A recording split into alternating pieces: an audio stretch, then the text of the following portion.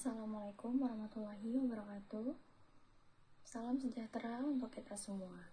Pada kesempatan kali ini, kami akan mempresentasikan makalah dengan judul Analisis Komprehensif, Implementasi Struktur, Matriks, Sistem Persamaan Linier, dan Teori Ruang Vektor dalam Arsitektur Keamanan Cyber, dengan fokus bahasan pada bidang IT Security.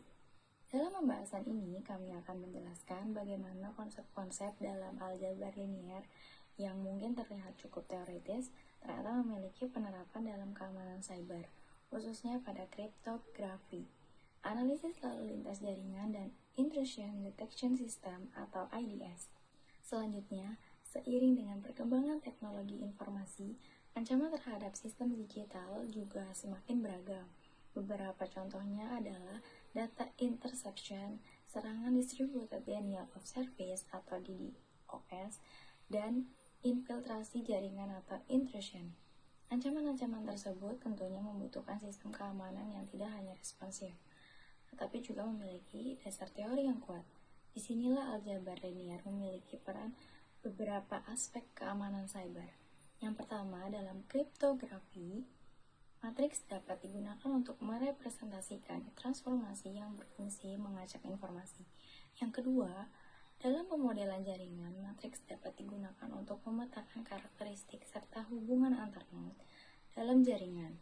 Dan yang ketiga, konsep seperti determinan, inverse, dan kebebasan linier dapat digunakan untuk membantu menganalisis pola jaringan dan mendeteksi adanya anomali. Jadi, yang ini kami tunjukkan adalah bahwa aljabar linier bukan hanya sekedar perhitungan matematika, tetapi dapat menjadi salah satu dasar untuk memahami bagaimana sistem keamanan informasi bekerja secara sistematis. Permasalahan ketidakmampuan memahami sifat intrinsik matriks dapat menyebabkan algoritma kriptografi menjadi rapuh. Kesalahan dalam perencanaan sistem keamanan, tingginya false positif pada sistem deteksi intrusi. Oleh karena itu, integrasi aljabar linier dengan IT security penting untuk dipelajari dalam perkembangan sistem keamanan cyber. Selanjutnya, terdapat beberapa permasalahan yang menjadi fokus pembahasan, yaitu yang pertama, kami ingin mengetahui bagaimana matriks adjoint, matriks inverse, dan transformasi linier yang diterapkan pada kriptografi Kill-Cipher.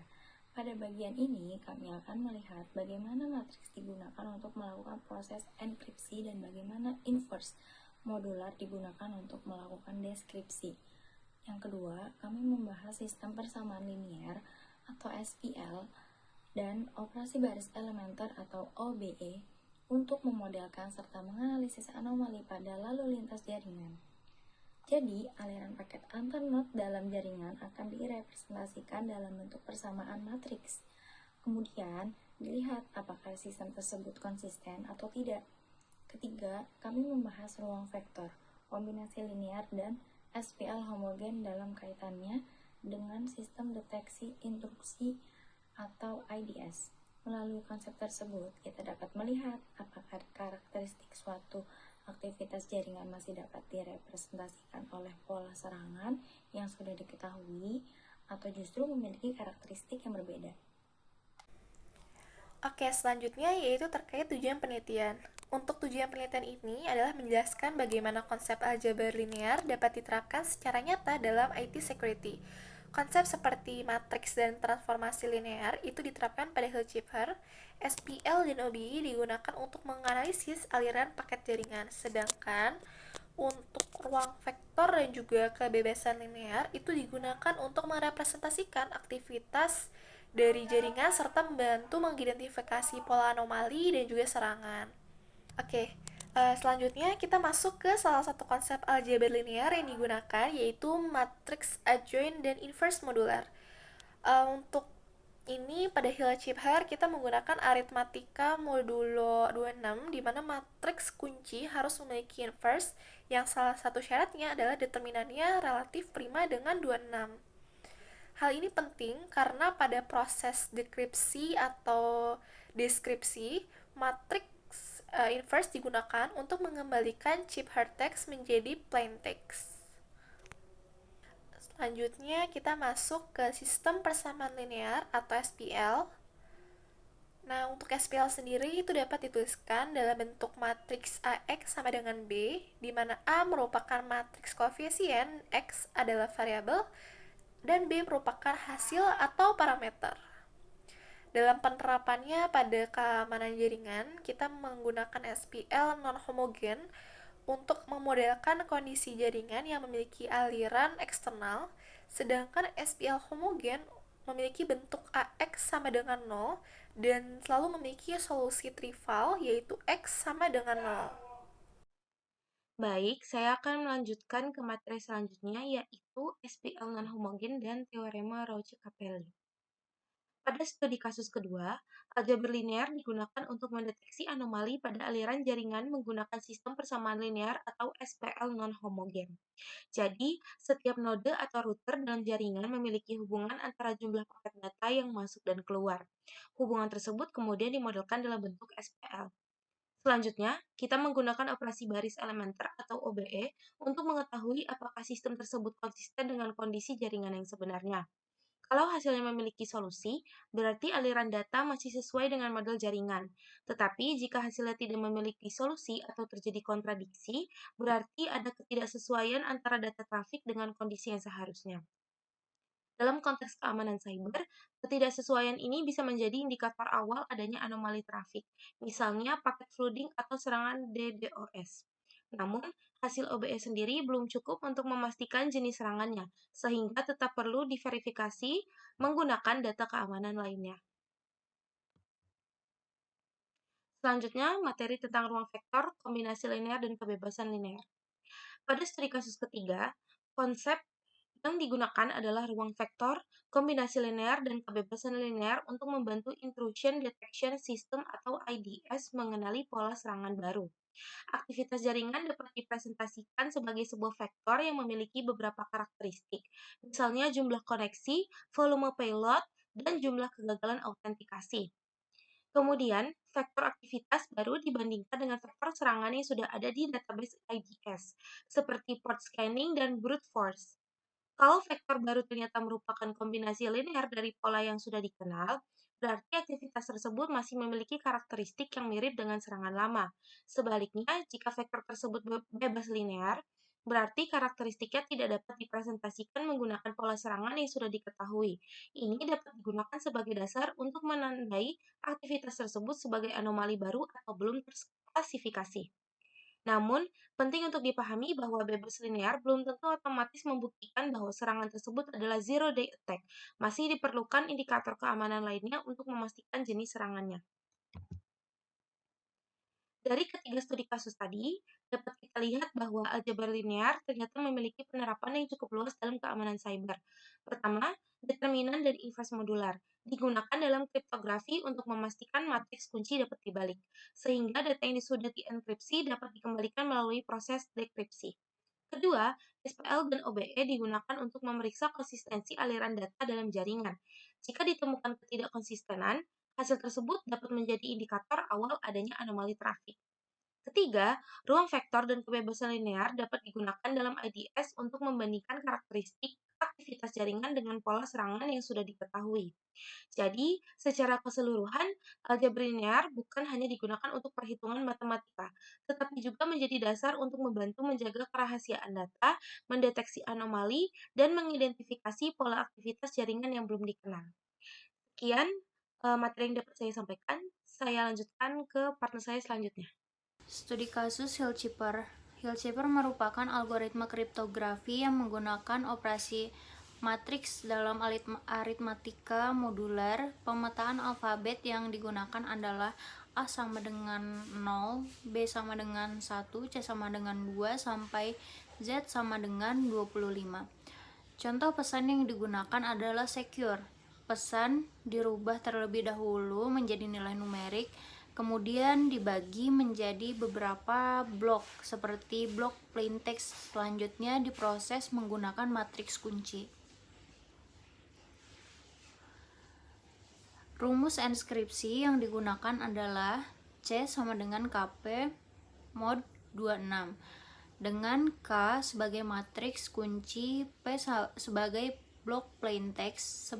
Pesan secure dikonversikan menjadi angka, yaitu 18,4, 2,20, dan 17,4. Setiap blok plaintext dikalikan dengan matriks kunci menggunakan operasi modulo 26. Hasil numerik kemudian dikonversikan kembali ke huruf. Pada materi, hasil ciphertext yang ditampilkan adalah O, E, O, A, L, dan C. Untuk melakukan deskripsi, diperlukan inverse dari matriks kunci. Langkah pertama adalah menguji determinan matriks kunci. Kemudian diperiksa apakah GCD determinan K 26 sama dengan 1, sehingga inverse modulo 26 dapat diperoleh. Selanjutnya dicari inverse determinan modular dan dihitung matriks adjoint atau adjoint K. Setelah itu ditentukan inverse matriks kunci ya, dan digunakan untuk memulihkan plaintext dari ciphertext. Intinya, deskripsi bekerja sebagai membalik transformasi dari yang digunakan pada enkripsi. Selanjutnya, mari kita masuk ke studi kasus yang kedua, yaitu penerapan ruang vektor dan kombinasi linear pada deteksi anomali jaringan. Dalam keamanan cyber, kita menggunakan sistem yang disebut Intrusion Detection System atau IDS. IDS bekerja dengan merepresentasikan aktivitas jaringan ke dalam bentuk vektor karakteristik. Sebagai contoh, satu vektor bisa berisi atribut-atribut seperti jumlah koneksi, volume payload, dan jumlah gagal autentikasi. Katakanlah di mana database IDS kita sudah tersimpan pola-pola serangan yang telah dikenali. Misalnya, vektor V1 mewakili pola serangan port scanning, dan vektor V2 mewakili serangan brute force. Kemudian, saat melakukan monitoring, IDS menemukan sebuah aktivitas mencurigakan yang direpresentasikan sebagai vektor anomali baru, yang kita sebut V3. Pertanyaannya sekarang adalah, apakah anomali V3 ini hanyalah variasi atau kombinasi dari serangan yang sudah kita kenali? Ataukah ini adalah jenis serangan cyber yang sama sekali baru? Untuk menjawabnya, kita beralih ke slide berikutnya. Untuk memastikan status dari vektor anomali V3 tadi, kita melakukan pengujian kebebasan linear. Langkah pertama, vektor-vektor aktivitas jaringan tadi, V1, V2, dan V3 kita susun menjadi kolom-kolom dalam sebuah matriks. Mari kita sebut sebagai matriks A. Setelah itu, untuk menguji hubungan antar vektor tersebut, kita menggunakan sistem persamaan linear SPL homogen, di mana persamaan kombinasinya disamakan dengan 0. Setelah dilakukan perhitungan determinan, didapatkan hasil bahwa nilai determinannya tidak sama dengan 0. Hal ini berimplikasi pada nilai rank matriks A yang bernilai 3, karena nilai rank sama dengan jumlah vektor, yaitu 3. Berdasarkan teorema aljabar, SPL homogen ini hanya memiliki solusi trivial, artinya konstanta pengalinya C1, C2, dan C3 semuanya harus bernilai 0. Apa kesimpulan praktisnya untuk keamanan jaringan kita? Solusi trivial membuktikan bahwa vektor-vektor tersebut saling bebas linear. Ini berarti anomali V3 tidak bisa dibentuk dari kombinasi linear V1 dan V2. Dengan demikian, sistem berhasil mengidentifikasi bahwa V3 adalah jenis serangan atau ancaman cyber yang benar-benar baru, sehingga tim keamanan IT bisa segera melakukan investigasi dan mitigasi lebih lanjut terhadap jenis serangan baru ini.